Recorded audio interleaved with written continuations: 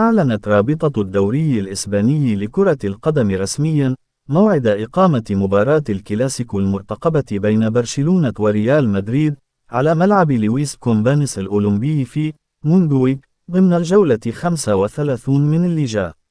وتنطلق مباراة برشلونة وريال مدريد يوم الأحد 11 من مايو في تمام الساعة 5:15 مساء بتوقيت مصر، 6:15 مساء بتوقيت السعودية، 7:15 مساء بتوقيت أبو ظبي.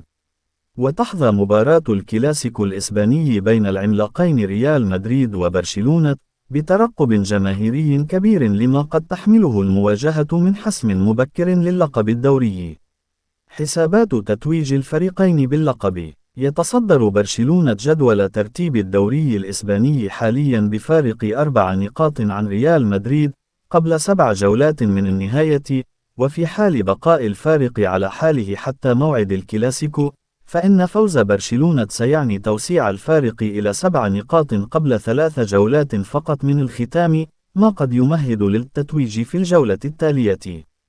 أما فوز ريال مدريد سيشعل الصراع مجددا، حيث سيقلص الفارق إلى نقطة واحدة فقط، ويبقي المنافسة مشتعلة حتى الرمق الأخير من الموسم.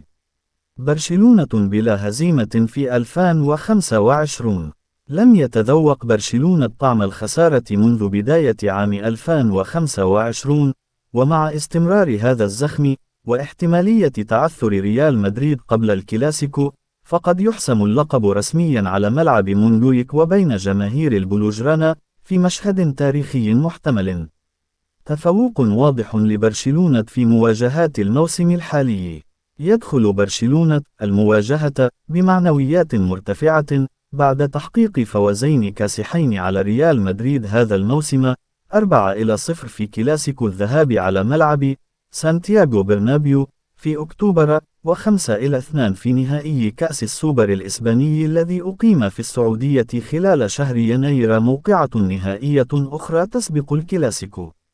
قبل هذا الموعد المرتقب، سيتقابل الغريمان مجددا في نهائي كأس ملك إسبانيا يوم السبت 26 من أبريل في مدينة إشبيلية، لتكون المواجهة الثالثة بين الفريقين هذا الموسم، وكلها ذات طابع حاسم.